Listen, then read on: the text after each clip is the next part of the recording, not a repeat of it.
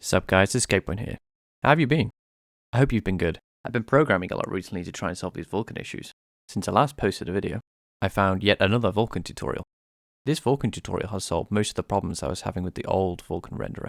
So now we're on tutorial 3. It's good though because I'll eventually bring all 3 tutorials together.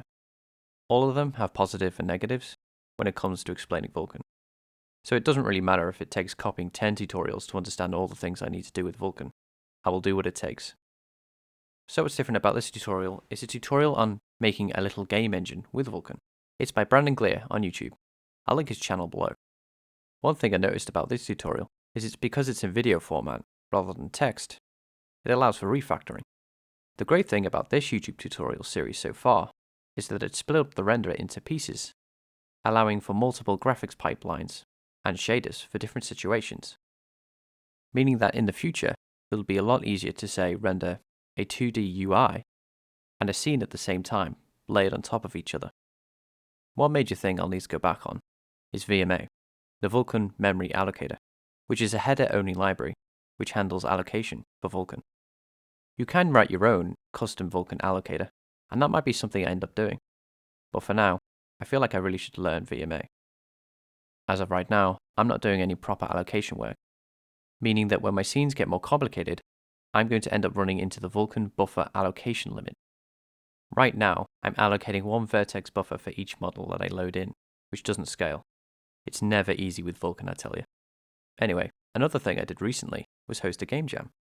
I help run a little game developer community online, so I joined in with the game jam with a broken renderer.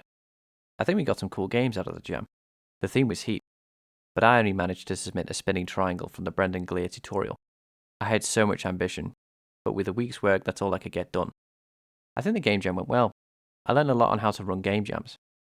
So hopefully when our community wants to do another one, I can do a better job with my game submission and running the jam. So, where am I up to currently? Right now I'm rendering a lovely cube. I've finished video tutorial 13, and I'll be going straight back to the next one after this recording.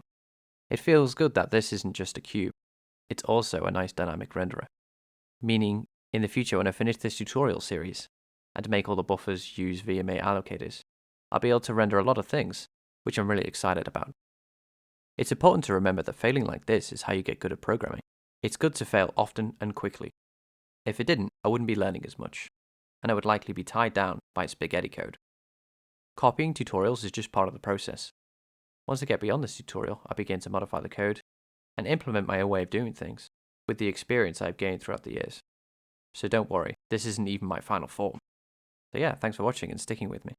So until next time.